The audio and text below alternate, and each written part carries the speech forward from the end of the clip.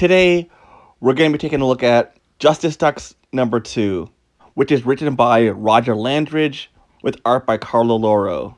And this issue's variant cover done by Jay Lee and June Chung. So far, the Justice Ducks gotten off to a pretty good start. Not perfect, but the first issue told a complete story and had some pretty nice art. So we'll see how issue 2 goes. We begin with Fenton Crackshell going down to a lab where he encounters an intern, which looks a lot like Egon Spengler from the real Ghostbusters, but he behaves more like Q from James Bond, where he shows Fenton, who is now in his Gizmoduck armor, a bunch of new gadgets that they've installed in the Gizmoduck suit, which includes a drill, as well as also a Gizmodium mirror, which is supposed to be unbreakable, which would have been an excellent chance to make a reference to the DuckTales episode, The Unbreakable Bin, but unfortunately they didn't take it. And then we cut to St. Canard, where we're introduced to two new characters, the Maven and Tulip, which are very clearly based on the Doctor and Rose from Doctor Who, where they show up in a wardrobe instead of a police box. And then the next day, we cut to Morgana and Doctor on a date, where we miss another opportunity to make a reference to My Valentine Ghoul. They're eating spaghetti when really it would have been more in character for them to go to a place where they're eating more monster types. Another missed opportunity for a lore joke. But then their date is interrupted by robots who are turning people into statues and yelling fossilize.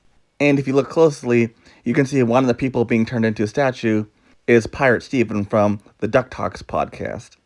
Also on this splash page, we also see the name of the issue, Day of the Maven, which is also a Doctor Who reference. The Justice Ducks are called in, and they all begin to battle the robots. And just as things are starting to get out of hand, the Maven and Tulip show up and help the heroes turn this tide for the moment, while also introducing themselves. And this is when the person responsible reveals himself, and that is the villain, the Botherer, who is also the main villain of the Maven, and is also a Doctor Who reference. It turns out that the Botherer isn't actually there, and they've been interacting with a hologram. From his remote location, he ends up pressing a button, which turns all the statues into rock monsters. And now they're at their lowest point, taking refuge in a force field that Morgana has created. In a desperate move, Launchpad leaves the safety of the force field they succeed, but Ladder drops down from the Thunderquack and ends up hitting Darkwing on the head and knocking him out. Gizmoduck needs to save him. But it does give an opportunity, but it does allow for Stagmont, Neptunia, and Gizmoduck to hitch a ride with the Thunderquack and head off to the clock tower where the Botherer has the laser set up, which is turning everybody into statues and making them obedient to him. They encounter the Botherer, who very quickly turns Stagmont and Neptunia into statues. And as he attempts to use his ray gun to turn Gizmoduck into a statue, we actually get a bit of a Chekhov's gun as the mirror that was introduced at the very start of the comic comes back into play as Gizmoduck uses the mirror to deflect the blast back at the Botherer, turning himself into stone. And then after a couple attempts to deactivate the ray, he ends up just opening it up and popping out the batteries that were powering it, thus saving the day. And everyone who's turned into a statue is now turned back to normal. And with the day saved, and everyone now back to being normal, the Maven and Tulip have some hot dogs with everybody, say some parting words, and then leave in their time-traveling wardrobe. And it turns out that they just ended up using all those robots and turning them all into trash bins. And that's how the comic ends. And now for my thoughts. I'd say this is a pretty good comic. It has nice expressive art, has dynamic action scenes, and while they did miss a number of opportunities to make some good character-specific callback jokes from episodes of both DuckTales and Darkwing Duck, overall, it was still an enjoyable comic.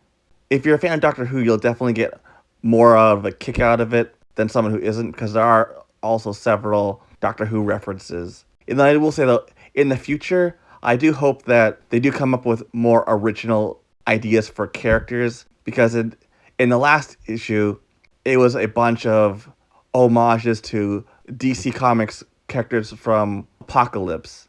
And in this issue, it's a bunch of Doctor Who references. So hopefully, in the next issue, we get some more creative heroes as well as also villains. It also did also create a bit of a problem because now we have a whole lot of characters and there's not enough stuff for everyone to do.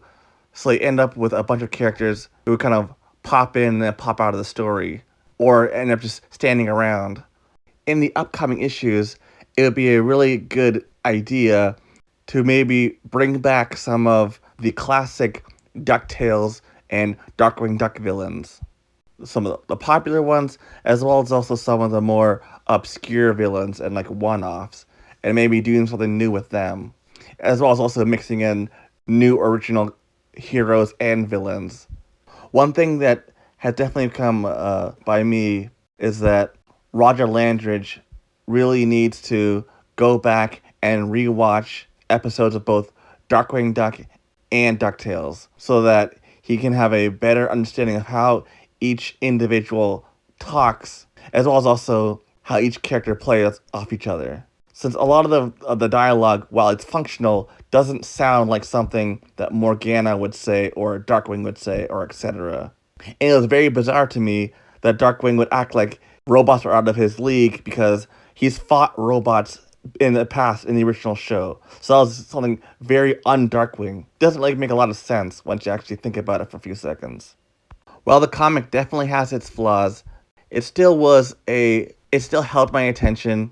Carlo Loro's art has come a long way from where he started in the early days of that Darkwing Duck comic run. And Roger Landridge is a much better writer than Amanda Diabert.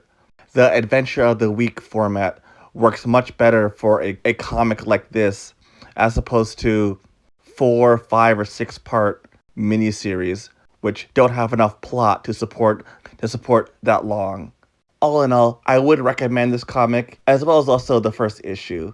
It was an enjoyable story that held my attention to the end, and it had me looking forward to the future. I am hoping that this isn't just a 6 issue miniseries, and that it actually goes on to become an ongoing. Justice Ducks and Negaduck going together are both good comics. Hopefully in the future, Dynamite will take a second shot with Darkwing and do a bit better job this time and learn from the mistakes of the past. Well, till next time, see ya.